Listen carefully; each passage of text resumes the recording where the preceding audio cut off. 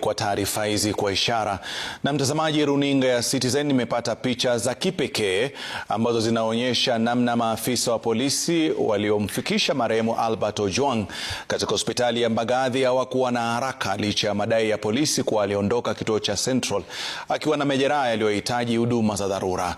Kanda hiyo imethibitisha polisi walichukua zaidi ya dakika 20 kumpeleka katika chumba cha dharura ambako wauguzi walithibitisha tayari alikuwa amefariki kabla ya kufikishwa hospitalini. Gatete Njoroge na taarifa hiyo.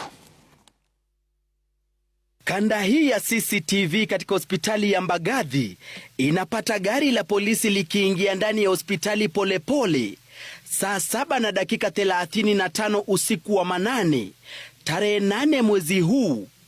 Maafisa watatu wa polisi wakikaa mbele ya gari wakishuka. Wawili wanasimama kando na kuanza kujadiliana na kuondoka kwa mwendo wa aste wakifuatwa na mwenzao.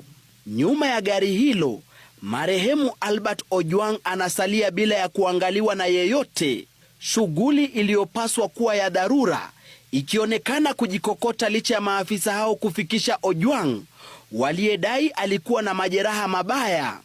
Picha za ndani zinawaonyesha maafisa hao wakienda kuzungumza na wauguzi ndani ya hospitali. Dakika 2 baadaye wanaondoka nje ambako CCTV inanakili wakizungumza na simu. Wanarudi tena ndani na kuondoka nje tena. Wakati huu wote mmoja wa maafisa hao akizungumza kwenye simu. Baada ya dakika 10 hivi, mwendo wa saa 7:46 usiku huo, maafisa hao watatu wanaonekana wakitoka ndani ya hospitali na machela ya kumbeba Ojwang. Kwa dakika zingine 10 wanajitayarisha kumwondoa Ojwang ndani ya gari la polisi wakiitisha usaidizi wa mlinzi wa hospitali. Takriban dakika 24 baada ya kufikishwa ndipo anaingizwa ndani ya hospitali. Hapa wanampeleka sehemu ya wagonjwa wa dharura ambako kwa dakika 10 walisalia ndani. Saa 8:10 maafisa hao wanaondoka na mwili wa Ojwang baada ya hospitali kuthibitisha alifikishwa akiwa tayari amefariki. Mwendo wa saa 8:15 usiku wa manane, gari la polisi linaondoka hospitali ya Mbagathi ikiwa imebeba mwili wa Ojwang. Kanda hii ikiwiana na ripoti ya hospitali ya Mbagathi iliyosema Ojwang akifikishwa alikuwa tayari amefariki, kwani alikuwa na majeraha mabaya na mwili ulikuwa baridi. Kanda pia imethibitisha, kando na polisi kusema alipelekwa hospitalini saa 7:39, marehemu Ojwang aliwasili saa 7:35 na kupelekwa ndani ya hospitali zaidi ya dakika 24 baadaye.